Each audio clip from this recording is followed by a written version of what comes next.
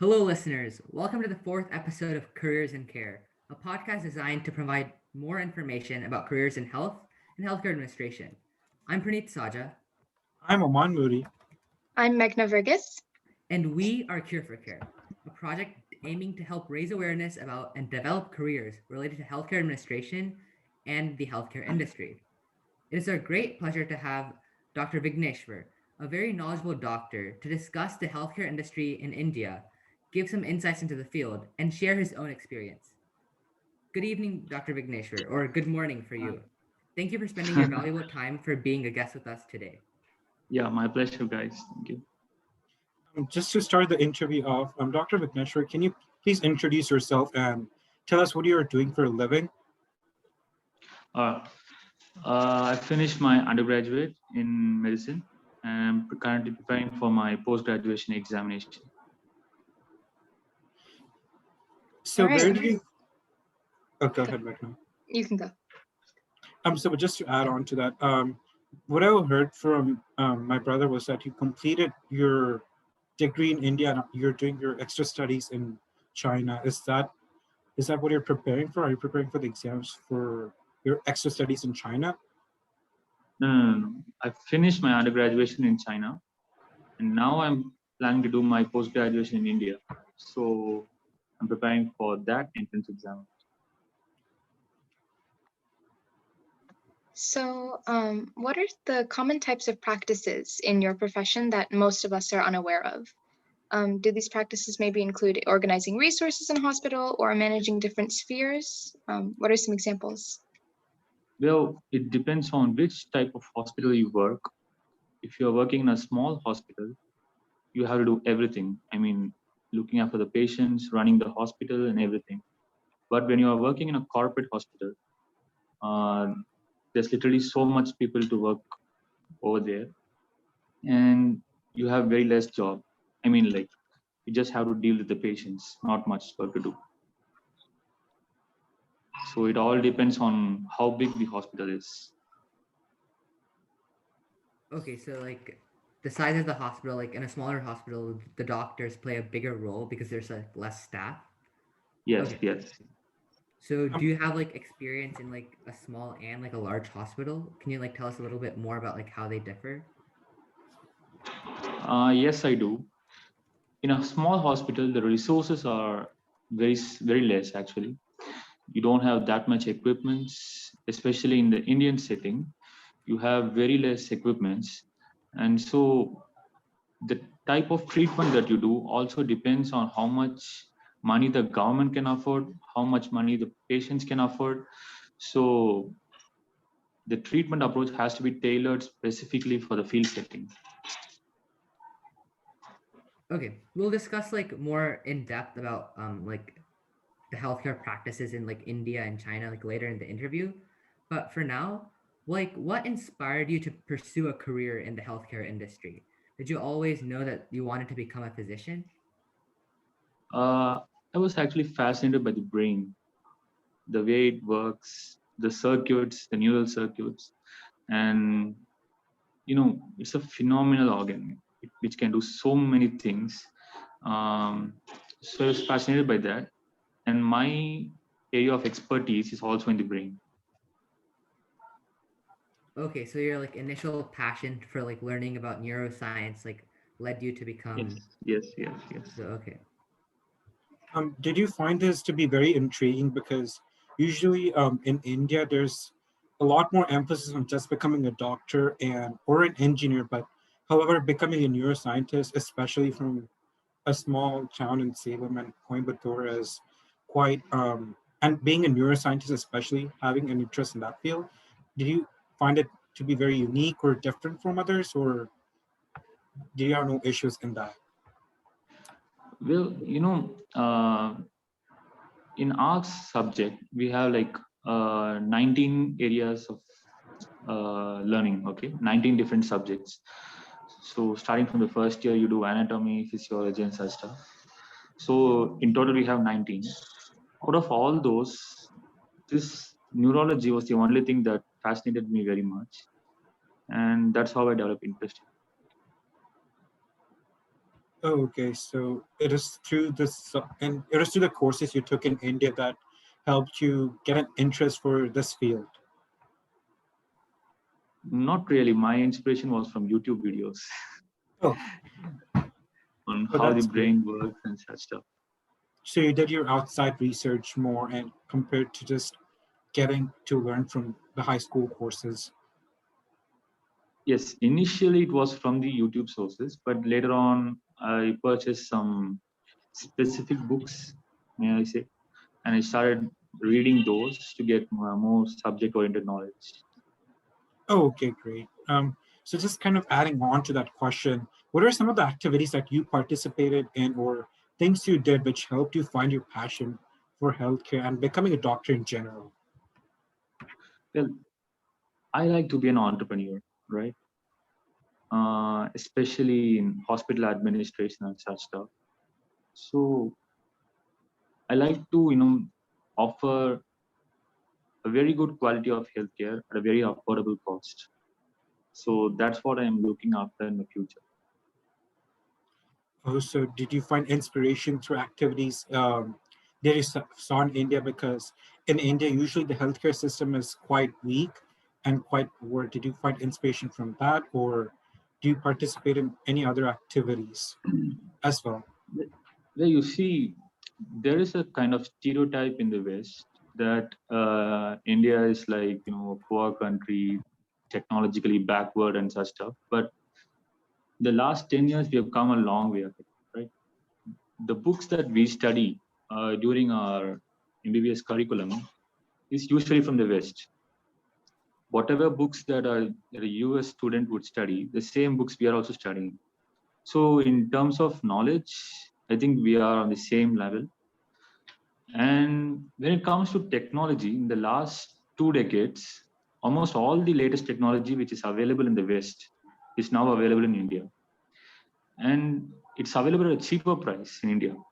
And so a lot of Westerners come to India for medical help.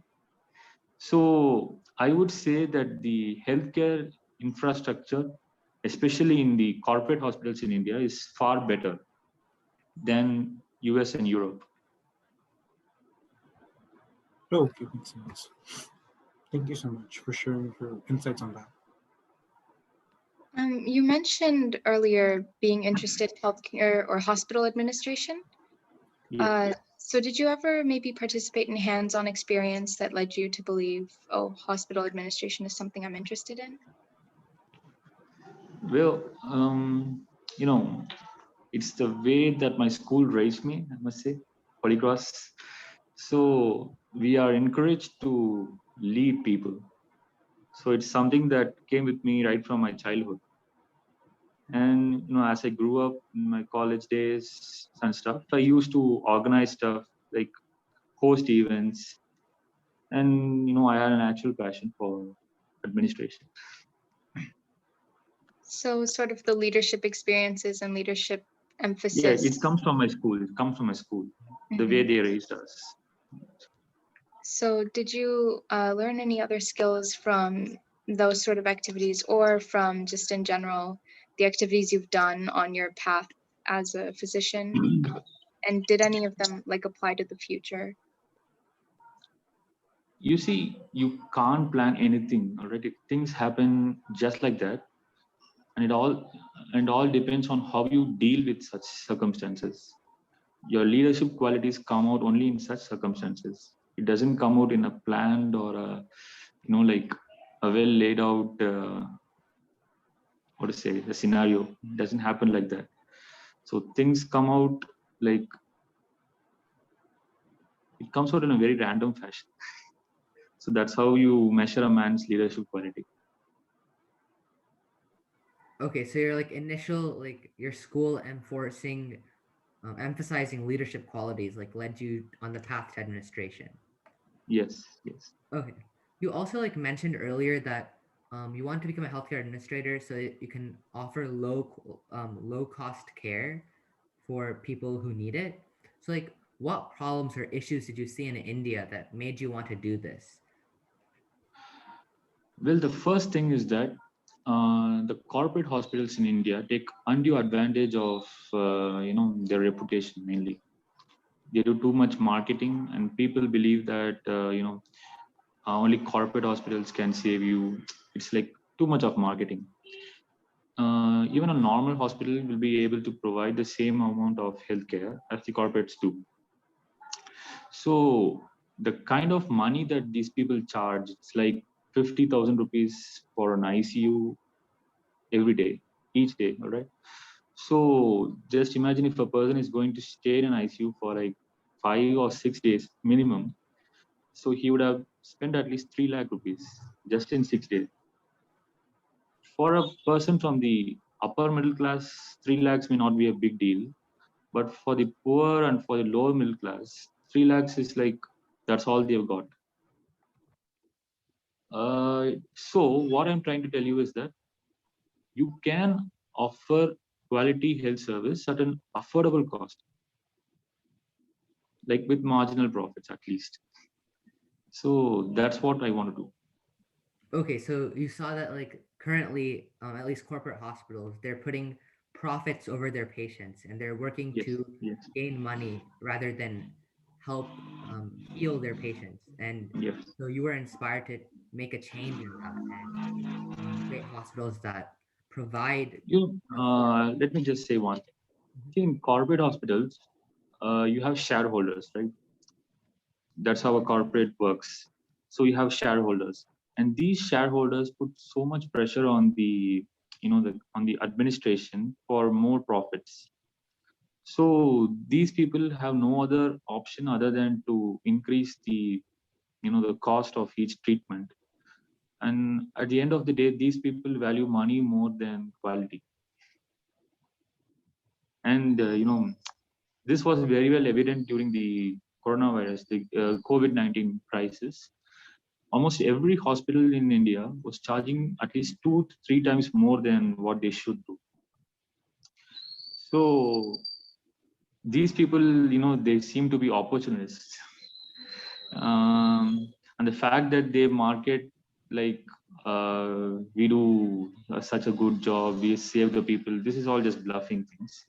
So I just want to do this business, like I just want to do this healthcare service at a very modest price. This is what I'm looking after. Yeah, Well, I think that's that's definitely. Oh, sorry, Alan. Yeah, I oh, think that's definitely like a very noble goal, and yeah, thank you for pursuing that type of opportunity and that type of goal. Let me just tell you one more thing. The cost of healthcare service in the United States is at least 10 to 20 times more than what you find in India.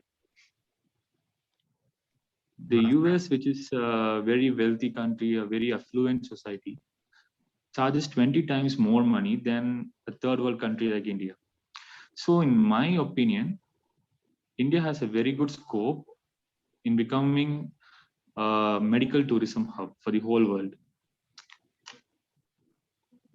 Because the healthcare facilities may be unaffordable for an average Indian, but for the Westerners, it's very affordable, it's very cheap, and you get the same amount of quality that you get in the West.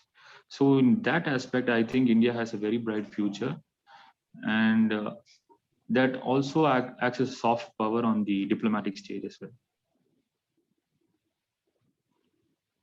just to add on to that, Dr. Vigneyshwar, did you notice any changes in or differences in China as well? Because since you did some practices in China, were you able to find any differences or any changes in practices compared to India? Was there any changes?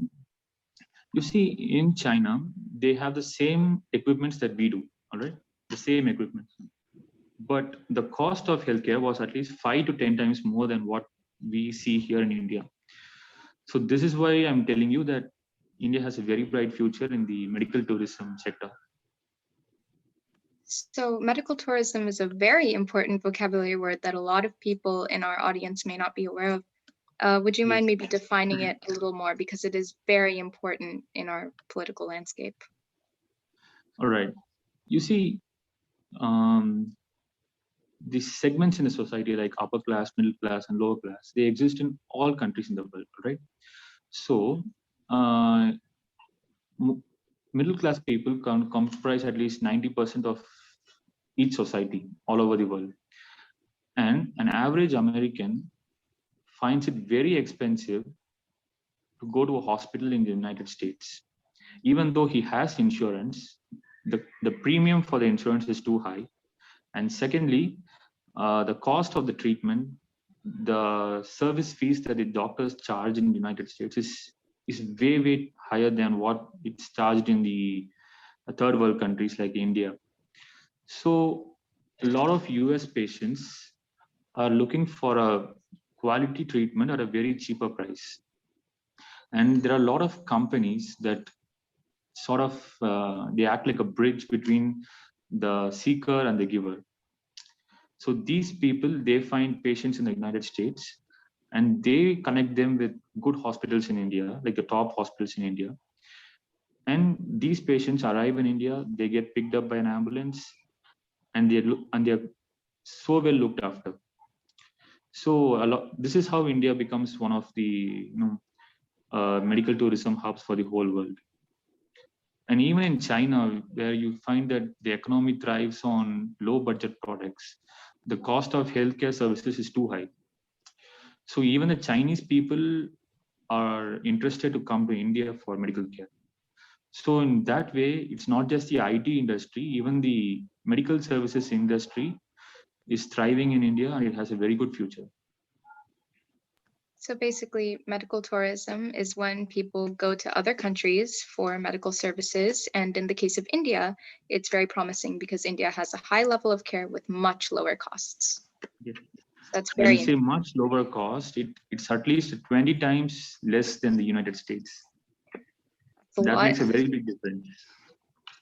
Yeah, that speaks to the number of flaws in the United States healthcare system and how inaccessible and like overpriced it is to many middle class and lower class patients. Do you also think that the technology provided in these healthcare systems in India is also promising? What are your opinions and points on the technology that's available besides comparing the price? Because I feel that at the same time, technology can be improved in India, China, and even in the United States. Right. You see, when you say technology, the highest technology available today is the robotic surgery, all right? And this machine costs you like 20 crore rupees, Indian rupees. Now, this machine is available even in the government hospitals in India, all right? It's available in Chennai, it's available in the government hospitals in India. Then you can imagine how private hospitals would be. So, there is a stereotype in the West that India is a third world country, poor people and such stuff. But we are modernized. We have all the high-end equipments that are needed to give you that kind of quality. This is where India differs from the West. We have the same equipment, the same amount of knowledge, and at a very cheaper price. That's what makes India attractive for foreigners to come here. So India has a very high level of medical technology. How about information technology? How are the records and such kept? Is it an efficient system or are there maybe flaws? Right. From my experience, each hospital has something called PACS or PACS. It means picture archiving and computer service something. So, all these hospitals are thoroughly integrated with the latest technology. I mean, I live in Coimbature, all right? It's not a big city, as big as Chennai or Mumbai or Delhi, but even the hospitals over here have the latest technology in terms of IT services, computer services, you name it. They have everything. So like the common stereotype about say like Indian healthcare systems not being as technologically advanced or not having the same quality of healthcare is completely false. So India is definitely on par with more advanced nations such as the United States. Yeah, many people don't get this. There are no media services that promote Indian services on the Western front. So this is why most people don't know what we are capable of. Yeah, even like us, like we were like interested in healthcare administration, we didn't really like encounter anything about India and medical tourism in our research, which speaks a lot to. Well, for you people, I would advise that you can start a website or something that connects people seeking healthcare services in the United States with the service providers in India. You can act like a bridge. So I think building such a website would not be that much expensive, and it would be easy to run a business as well with at least a marginal profit. That is a very interesting insight, Dr. Vigneyshwar, because you've never really been exploring that aspect of our project. The main aspect you've been approaching was this problems in healthcare administration. But as you mentioned, there are different branches and connections to healthcare administration itself. And certainly medical tourism is one of the very important ones. Thank you so much for providing us a lot of information about that. And adding on to that aspect, what is one of the big differences between private and government hospitals in India?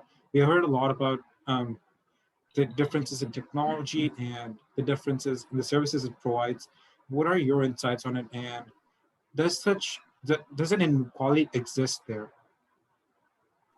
You see, the wealthy countries in the world, like the US, Europe, and such countries, they don't offer free treatment to their citizens. All right.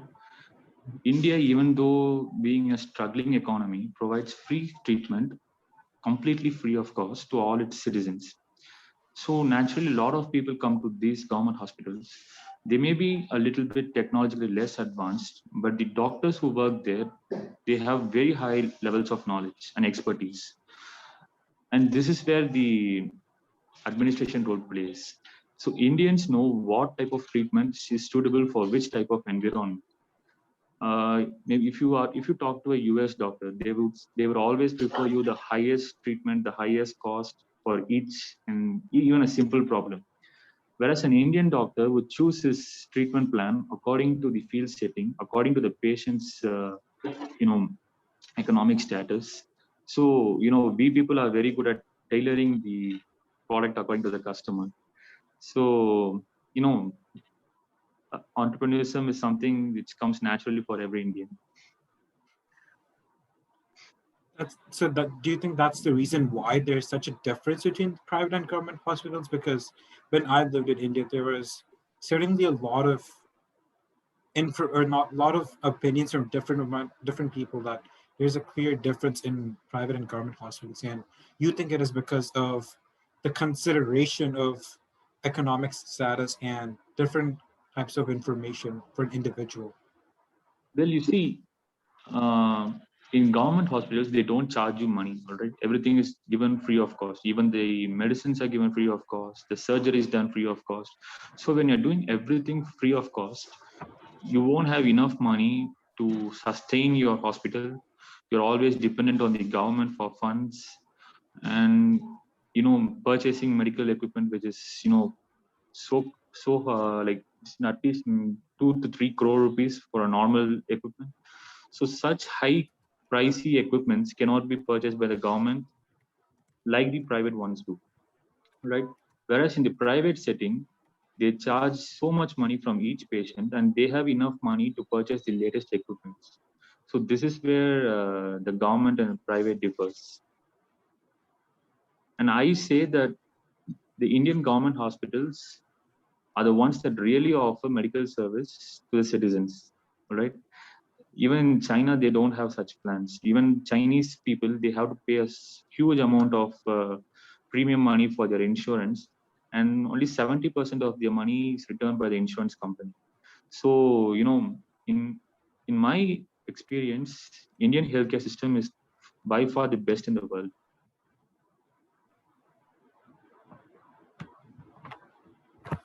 Just sorry, you're saying something. Never mind.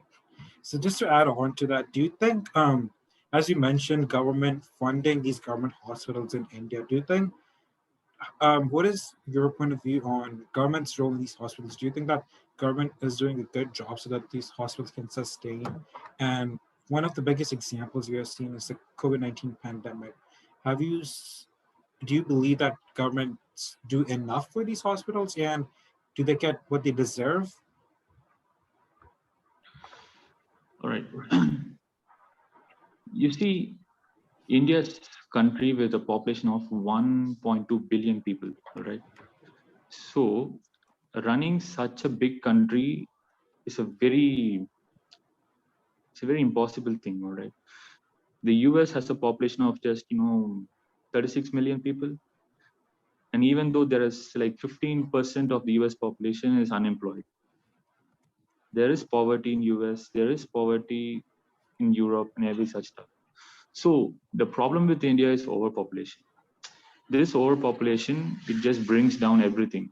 So the government is not able to provide the kind of funding that is required to keep these hospitals at the latest equipment and such stuff. So overpopulation is something that it's a very big headache for the Indian government.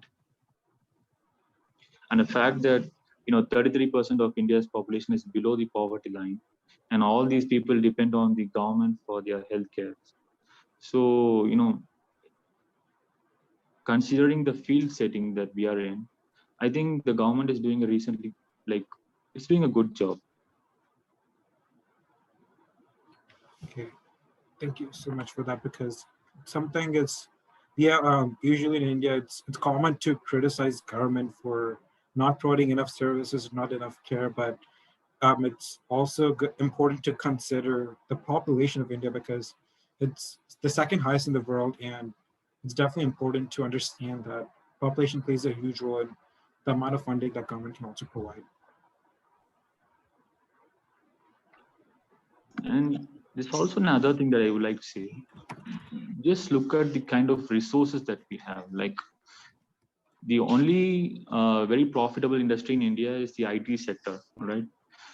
So other than the IT sector, we have not much industries. We are not a diverse economy as yet. And so the spending power of the Indian people is also not much. And this sort of, adds up to the medical tourism topic, because Indian healthcare service is primarily designed, or it's naturally designed in such a way that people from all sectors in the Indian society will be able to access it.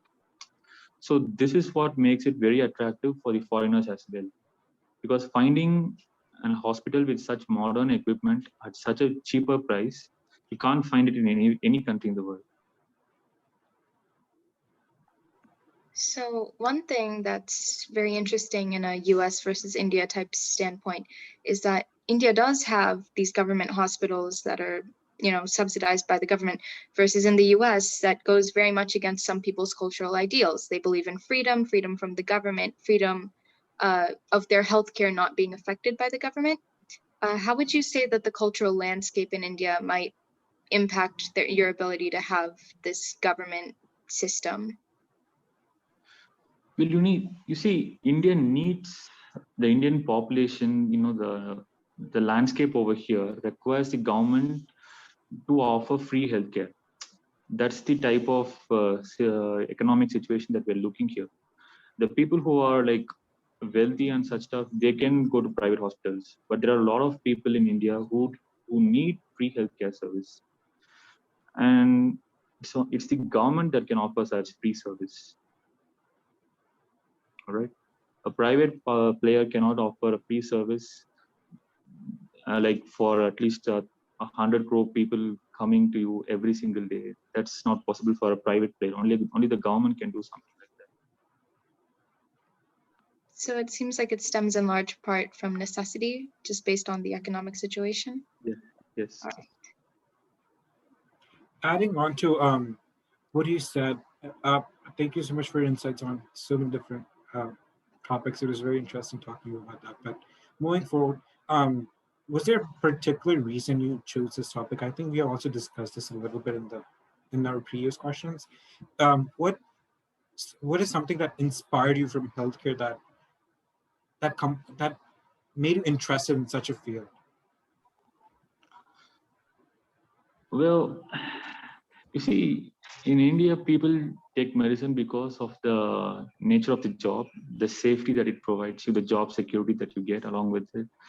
And doctors are seen as, there's a good respect for doctors in this society. So naturally, everyone in India wants to become a doctor. So that's how our society is. So I just went with the flow. That's all I can say. I have a question like relating back to our previous topics. So, as you mentioned before, India has a population of about 1.2 billion people. Well, the US only has, what, 300 million people. But India is able to offer this free healthcare service to so many people, and it's accessible to many people, even people below the poverty line. So, how does India like develop these insurance policies and healthcare policies in general to make sure that healthcare is that accessible? Well, I will tell you something very interesting.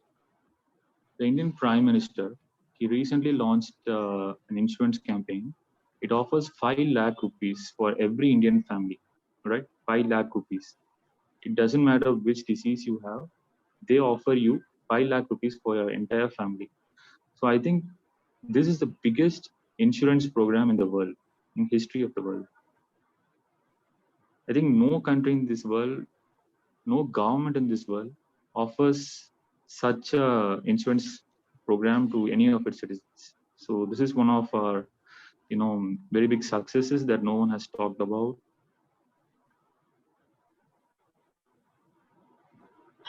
So could you like just tell us the name of the insurance policy if you know it, so like we can like research it later? I think it's Pradhan Mantri Jan Arogya Yojana. Okay. It offers 5 lakh rupees for every Indian family. Just for clarification for the American audience, would you mind saying 5 lakh and how much a lakh is? 5 lakh is like, I think, $3,000. Okay, that, I think it's a little bit more. I think it's around like okay. $7,000. Mhm. Yeah, because I know our American audience, I've only ever heard it from my parents.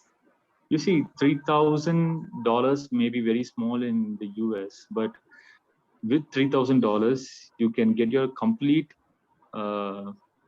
treatment in India. That's the beauty of the Indian healthcare system. With $3,000, you won't get anything in US, but with $3,000, you can get your entire treatment done in India.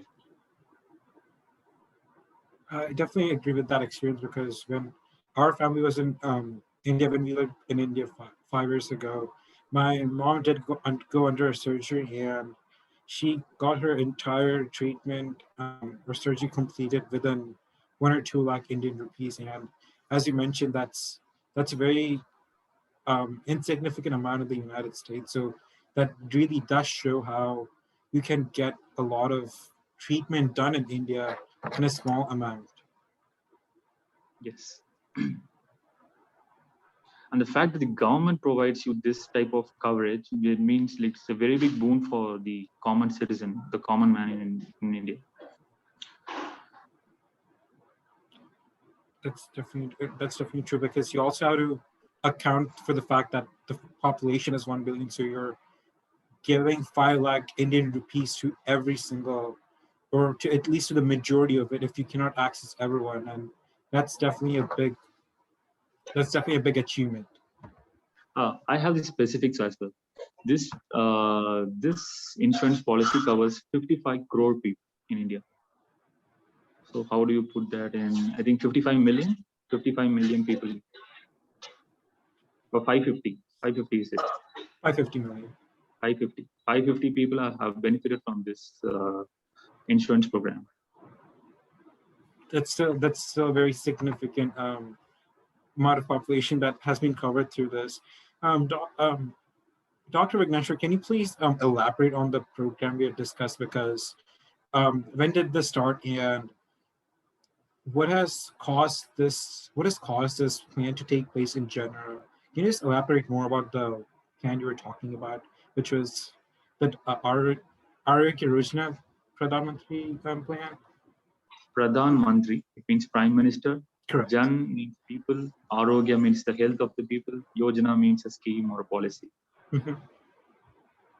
So this was launched in 2014, I think, after Prime Minister Modi took office. Okay, so it's still a while back.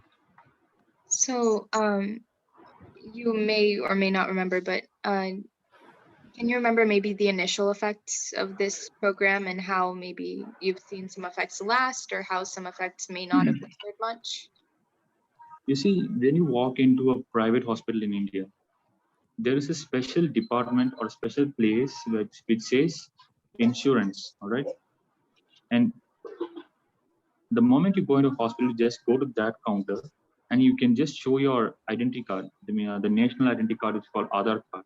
You just show the card and immediately the preparations for your funding will start. So, like even the common man can access this insurance at a very fast pace.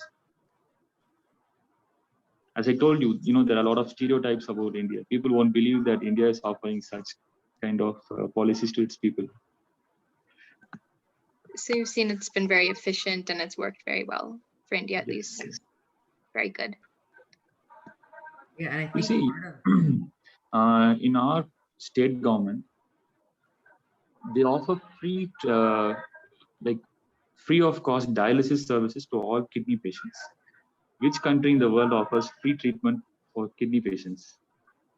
A dialysis should be done at least once in 4 days, and you just think that you have to come to the hospital for 7 times in a month, and no, it's done completely free of cost. Each time costs you like 2,000 rupees at least, so that takes you to 14,000, like 14,000, and this is completely funded by the government. No country in the world offers such kind of treatment to its citizens. Yeah, and I think part of the reason why like these insurance policies are so effective is like because of the people who framed it. I think I know someone who was involved in the shaping of the Ayushman Bharat insurance policy, and so I think it's because of the doctors and medical leaders who work together to frame this and like advise political leaders in framing this, and that's why it's so effective. Would you agree? You see, this is it's just not about the insurance, right? The Indian government also funds every single thing. They want people, the pregnant women to come to institutions like hospitals or bigger hospitals to deliver their babies. So the government even offers 1,000 rupees to all these pregnant women to just come to hospitals and deliver. So our government is spending a lot of money on improving the healthcare infrastructure in India. Just Yeah, to add on, sorry, go ahead, Praneeth. Yeah, and that's amazing because in our research, we learned that the US spends much more money than any other nation in the world on healthcare, yet it's not very ineffective. It's not very effective. Yeah, India, like a seemingly classified as a third world country, spends not even nearly as much, and it's able to achieve these amazing healthcare outcomes. So it's definitely very impressive, and people should know more about this. You see, when this coronavirus starts spreading all over the world, the Indian industries which provide the vaccines, they provide you for 140 rupees. All right, how much does it? I think $2, $2 US. That's what 140 rupees is. So that's how cheap Indian companies can offer you the same vaccine, and the government offers it free of cost to all citizens. So the vaccination is completely free of cost, whereas in the United States, it's done for $20 or something. I think since I've gotten my vaccine in my family, at least I think in the United States, I think it's still free in the United States, but I'm not entirely sure about other companies or programs because other companies and or other pharmacies who are offering the vaccine might be offering at a different price. But regardless, I think $2 is or 14 rupees is still very I'm sorry. I'm sorry. You said 140 rupees. So 140. $2 is still very a negligible amount for getting the COVID-19 vaccine. Just adding on to the discussion for the COVID-19 and the pandemic, what shifts or changes have you seen in the healthcare system? Because at least around the world, we have been hearing news about the Indian system not being able to facilitate these patients, and what changes you have noticed in the entire system as COVID-19? How did doctors and healthcare administrators, including you, adapt to the situation? Well, the first thing that we observed here was the management, right? The disaster management. How do you sort out patients? How do you uh, identify who needs immediate care, who can wait for some time and such stuff? So the challenge that India faced was something very big, and yet we came out with flying colors. We managed the pandemic so well, and a country with such a high population, it's very obvious that you will get a lot of cases, right? So it's nothing new, it's not something unexpected. But the way that we handled this pandemic was like, it deserves a standing ovation in the international world stage, because the speed with which we manufactured the vaccines, the speed with which we were able to bring this under control, that's phenomenal.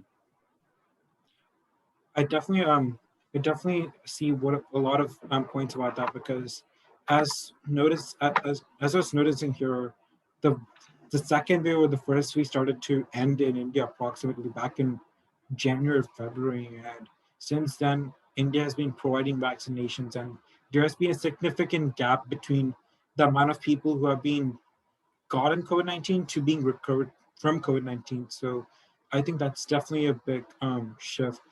Adding on to that, I've been reading some articles about how the COVID-19 has affected the Indian population and why India is recovering so fast. Do you think the reason why India is recovering so fast is because of the healthcare administration, or is it because of the immune system? Because there's been quite a few opinions that, in general, citizens of India have a better immune system compared to other populations. Getting immune to routine infections, yes, India has a good immunity. But this virus, the coronavirus, is something not native to Indian geography, right? It comes from the Southeast Asian country. So this is not something our body is exposed to previously. And I would say that the healthcare system worked pretty well in controlling this outbreak. But the only drawback was that the services were provided at a very high cost. So the private companies, they exploited this opportunity to make more money. So other than that, everything was fine. Yeah, I think initially there was a struggle. Like internationally, there was a struggle, but especially in India, where there's such a high population, it overwhelmed the healthcare system for a brief period of time. But it's definitely commendable on how fast the Indian healthcare system recovered, because the distribution of vaccines and tests have to happen rapidly, and India was able to do that.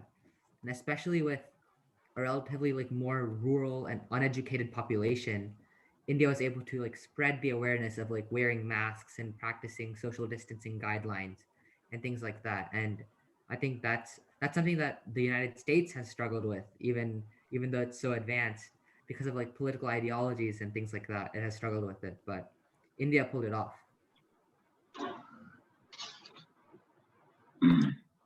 Just sorry. So going back to what you said earlier about the COVID vaccine. So the COVID-19 vaccine in the US is free, but most other vaccinations aren't. You have to pay something, which varies depending on who's providing it, what your insurance is. Would you say the situation is similar in India, or is it just free for almost every vaccine? How's it set up? You see, the Indian companies which manufacture this vaccine, they are giving it for 140 rupees, right? 140. And the private hospitals in India offer the same vaccine for 250, 250. So how much is it? That $4? So it's just $4 or $5. But the US companies which manufacture this vaccine, they manufacture for $20. And the vaccine that you're receiving free of cost in the United States is subsidized by the government. Right? That's how it works. So I think the vaccine thing, India is doing very fine. And when I went for getting my vaccine, I saw that the government uses a website. They have they have a dedicated website just for this. The moment you get vaccinated, you get a certificate from the government that you have been vaccinated. It just happens instantly. So I think the government has focused on modernizing the distribution of this vaccine as well. Sorry, but sort of a follow-up. Yes, quick follow-up question too. So you mentioned that it was the manufacturing cost that was higher in the United States compared to India, or was it just What? I can't hear you. getting a larger profit? You see, I'm telling you that the government knows how many people have been vaccinated. They know that what age group of people have received the vaccines as well. So they are using modern technology to monitor the population as well. So this is something significant for a third world country. Yeah, Investing money. I was actually talking about the question before, where Meghna asked about non-COVID vaccines like flu vaccines and things like that. You talked about how in the United States it would cost like $20 to manufacture, whereas in India it was like $4 to $5 to manufacture. So it's the manufacturing cost that's higher, not just pharmaceutical companies trying to gain a larger profit. You see, in the western part of the world, the US dominates the entire market. All right, the prices are fixed by US companies. They do monopoly. All right, but whereas in the Asian setting, India offers very cheap vaccines to almost all the countries around. Africa receives most of its vaccines from India. The Central Asian countries receive vaccines from India. So vaccine export is something India is doing for a long time, and we are doing it at a very cheaper price. I think even the developed countries imported vaccines from India at this time. So it's all about the ideology. Yeah, if anyone's interested, India does have the largest vaccine producing factory in the world. So definitely huge producer of vaccines, especially the AstraZeneca vaccine. So there is a chance if you've gotten vaccinated in the US, the vaccine might have come from India. And sort of a follow-up to my initial question. So the distribution of vaccines in the US, some people get them from like Walmart or Costco, stores that have pharmacies but aren't necessarily considered healthcare providers. How would you say the distribution is being handled in India? Is it mostly government run, or are there also private companies taking part, other than private hospitals? The vaccines are administered only in government hospitals and in private hospitals. It's not available in shopping malls. Right? So the government provides it. It's done under supervision. Like the healthcare workers are always around you to see if any adverse reactions develop. And I think we're doing good. You also receive your certificate immediately. Right? That's great, and it was very intriguing to know a lot about the practices in India, and because we have been common here about the vaccines provided by the United States, which are Moderna, Pfizer, but learning about the Indian practices and how India does it too was a very interesting conversation. Just to compare this to a different country, since you also been taking practices in China, do you think that there was a different control of the COVID-19 pandemic in China? Because what we have noticed from the numbers and the statistics was that China only had 80,000 cases in total, and other countries had over millions of cases. The United States had over 10 million cases, and India had over 2 million cases. So do you think China handled the COVID-19 pandemic in a better way, which other countries didn't? Well, if you go by the numbers, I strongly believe that this data is inaccurate. Right? It's underplayed. But I've been to China and I know that everything in China is digitalized. Right? It's easy to shut down the entire system if there is any problem. Right? So apparently, such things cannot happen in India, at least as of now. So I think there is a possibility that China could have handled this better. They might have brought down the cases. So no one knows China until you are inside it, right? The Western media is hugely biased. They always they tend to portray China as a villain, like as a bad guy. So the Western media cannot be relied upon. That's what I can say. So you do agree that there could be certain ways China could have handled different, because China doesn't seem to publicize a lot about their ways, but what the most of the Westerners believe, since we have heard a lot of bad news, is that the numbers are being inaccurate and they're being changed and quite manipulated. So you do agree that it's healthcare administration in China itself has played a big role. Yes. It's not just the healthcare system. I say, like, you see, when you talk about the society, you have transportation systems, you have power supply systems, you have water supply systems, and a lot of stuff. And everything in China is digitalized, which means it can be controlled by a computer. And it's very easy to shut down all the services and lock down the population in their homes in China. So that's what I'm trying to tell you, that there is a way that China could have handled this much better.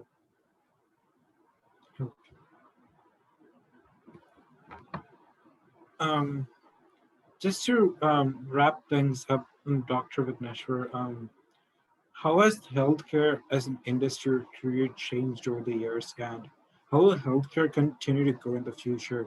Did you see a significant difference in any countries in India in 2000, where India was just getting used to technology and it was the pre-industrialization phase, and versus now? And do you notice that change in India? Well, you see, most Indians go to the United States to get higher education, right? Whether it's engineering or it may be the medical sciences or whatever. A small population of these people stay back in the United States. A large population return back to India. And these are the people that have developed the Indian infrastructure in all sectors. Like maybe it may be the IT services, it may be healthcare services, it may be engineering. So I think we are on par with the Western world in terms of knowledge and intellectual property. All right, one last question, unless Magna has a question, but one last question to wrap things up. So, what do you think is the future of Indian healthcare? What needs to be done? What is like the potential of it? I know you touched upon this briefly, but just to summarize, like where is Indian healthcare going? You see, we are looking at the foreign markets, all right? Indian healthcare system has already been very successful in dealing with the home population. We are now looking at foreign markets. We are trying to attract patients from abroad so that this will contribute significantly to our economy. So I think medical tourism is something which is the future of India. And in the coming years, you will see a lot of people coming from the West and Europe to India for medical care. Yeah, India's definitely trailblazing healthcare systems around the world. Even being so large, it's able to take care of its people at the end of the day, which is impressive. Right. Amon, do you have anything to say, or Magna? All right. Well, yeah. Thank you so much, Dr. Vigneyshwar. We learned so much today about the Indian healthcare system, medical tourism, how India handled the COVID-19 pandemic. Thank you for your insightful and specific answers. I'm sure our audience definitely appreciates them. And yeah, thank you for spending the time and My effort pleasure. with us today. My pleasure. Yeah. All right. Thank you. Bye.